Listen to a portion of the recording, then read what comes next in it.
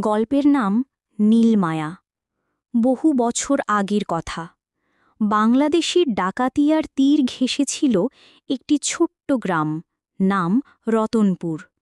গ্রামের চারপাশে ঘন বন, সারি সারি হিজল, তাল, তমালের গাছ, মাঝখানে একটা ছোট্ট লেক। ঝকঝকে নীল জলের সেই শান্ত লেককে সবাই নীল সরোবর বলে ডাকত। গ্রামের বয়স্করা বলতো সেই লেকে নাকি এক নীল পরী বাস করে, যার ডানার নীল আভা ছড়িয়ে পড়ে আকাশ পর্যন্ত।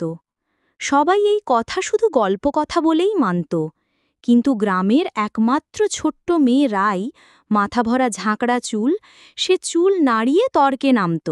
সে বিশ্বাস করত সেই নীলপরীর কথা। সে তার দাদুর মুখে শুনেছে নীলপরীর গল্প। দাদু বলেছে সত্যি, নীল ফুল হাতে লেক পাড়ে গিয়ে পরীকে ডাকলে পরী দেখা দেয়।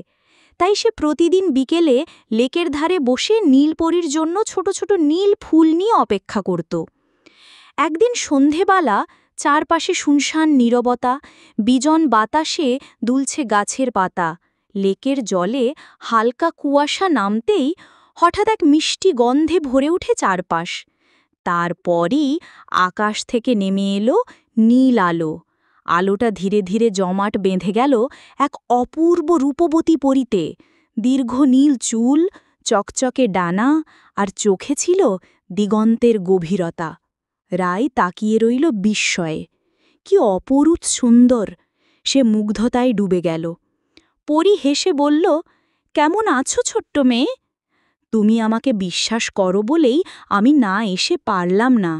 আমার নাম নীলমায়া, থাকি ওই নীল তারার দেশে। তবে কেউ আমাকে ডাকলে আমি তার ডাকে সাড়া দিয়ে এই লেক পাড়ে আসি। মানুষ এখন আর স্বপ্ন দেখে না, তাই আমি আর ধরা দিই না কারো কাছে। কিন্তু তোমার বিশ্বাস আমাকে আজ ডেকেছে। রাই কাঁপা গলায় জিজ্ঞেস করল, তুমি কি আবার আসবে? পরী মৃদু হেসে বলল, যখনই কেউ সৎ হৃদয়ে বিশ্বাস করবে, মনে মনে আমাকে নীল বুনো ফুল নিয়ে ডাকবে, আমি ঠিক ফিরে আসব। পরী তারপর রায়ের কপালে একটি নীল ফুলের চুম্বন রাখল, কানে পরিয়ে দিল একজোড়া নীল রত্নের দুল। তারপর সে মুহূর্তেই মিলিয়ে গেল আকাশের দিকে। তার ডানার ঝলকে চারপাশ নীল আলোয় ভরে গেল। মুহূর্ত পাড়ায় পাড়ায় ছড়িয়ে গেল সেই কথা। প্রতিদিন বিকেলে দলে শিশুরা আসতে লাগল লেক পাড়ে। সেই রাত থেকে রায়ের মনও আরও স্বপ্নময় হয়ে উঠল। সে বড় হয়ে একজন কল্পকাহিনীর লেখক হল। সব গল্পেই থাকত সেই নীল পরীর ছোঁয়া। আর ধীরে ধীরে নীল পরীর গল্প ছড়িয়ে পড়ল দেশময়।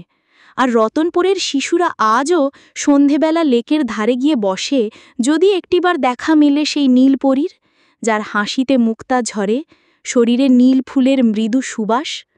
তোমরাও যদি নীল ফুল দেখো, একটা রেখো নীল পরীর জন্য।